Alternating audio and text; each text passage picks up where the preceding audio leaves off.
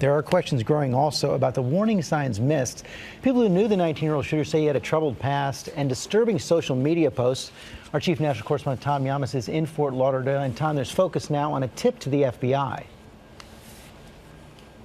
That's right, George. There was a tip to the FBI, and it involved social media, but the agency says they did not have enough information at the time. Now, regardless of that, we've been digging into Nikolas Cruz's background, and what we've been told is about a long struggle with mental illness and a history of violence. This morning, authorities describing the mind of alleged shooter Nikolas Cruz as warped and possibly demented. Law enforcement sources tell ABC News the 19-year-old gunman told investigators he heard voices in his head directing him to conduct the attack. And according to the arrest affidavit, Cruz allegedly confessed to the killings after being taken into custody. Cruz's lawyers say he was battling mental illness recently, magnified by the passing of his mother, who died from the flu. Overnight, a family friend telling ABC News Linda Cruz was devoted to Nikolas and his little brother. She never did anything. She never went anywhere. She was always with her children every single day, every minute. So I don't understand how this tragedy happened. But in the neighborhood where the alleged gunman grew up, memories of strange behavior since he was a boy. Do you remember him doing anything in the neighborhood that was strange? Yeah, he shot at chickens across. He used to have a little pellet gun, and he shot at chickens across in the back there. He like cornered a squirrel and was like pegging like rocks at it, like trying to kill it. ABC affiliate WPLG reports Cruz was expelled from the high school on February 8th last year. 3 days later, he legally bought the AR-15 at this gun store, less than 10 miles from the school. Yesterday led into court with his ankles and wrists in cuffs. Are you Nikolas Jacob Cruz? Yes, ma'am.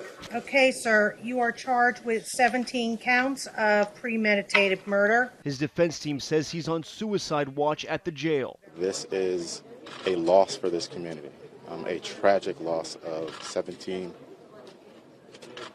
children. The horror of it all, too much for one of Cruz's defense lawyers. The assistant public defender getting emotional during a news conference and walking away to compose himself. This young man is deeply disturbed, emotionally broken. The disturbed nature seems apparent from his social media activity. Sources tell ABC News that this Instagram account belongs to the suspect. In one photo, he's seen holding a pistol. And there were other signs of trouble. In September, video blogger Ben Benite saw a comment on his YouTube page. A commenter with the name Nikolas Cruz posting, "I'm gonna be a professional school shooter." Thought that to be odd and disturbing, so I forwarded that screenshot to the FBI and reported it to YouTube. The FBI looked into the post but couldn't track down Cruz. Now, as far as Cruz's mental state, sources have told us he was in therapy at one point. Family friends have told us he did take medication at one point. But by all accounts, when his mother died, George, he went into a free fall of darkness.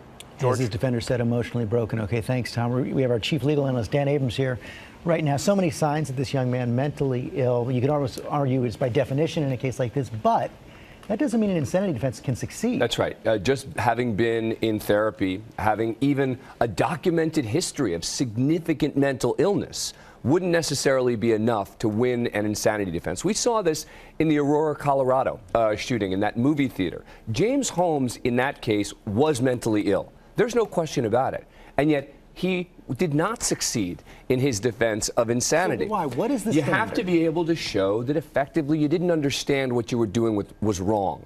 And the problem is any bit of premeditation, any bit of thought as to how you would go about committing the crime, about, for example, him running away with the other kids, all shows that he knew what he did was wrong in some way. He was killing people. That's right, in some way, shape, or form. So people out there, I think people sort of get really concerned about the insanity defense and how this person's going to get off. It almost never succeeds these days, particularly in a case like this where you have multiple victims, you have someone who prepared for it, you have someone who tried to escape with the rest of the people. This is going to be an almost impossible insanity defense if that's what he pursues. Then it raises the question of the death penalty, Florida death penalty state. I don't think there's any question he's going to face the death penalty, and that's where this could help. The fact, if a jury believes he had significant mental illness, They won't find him not guilty. He'll still be found guilty, but it is possible that he could avoid the death penalty because of mental illness. Come in a much later stage. That's right. It would be a separate phase of the case where the jury would make a recommendation to the judge as to death or not death. You'd have to have a unanimous verdict. And if they do recommend unanimously death, then the judge has the final word. Dan Abrams, thanks very much. Hi, everyone. George Stephanopoulos here. Thanks for checking out the ABC News YouTube channel. If you'd like to get more videos, show highlights, and watch live event coverage, click on the right over here to subscribe to our channel. And don't forget to download the ABC News app for breaking news alerts. Thanks for watching.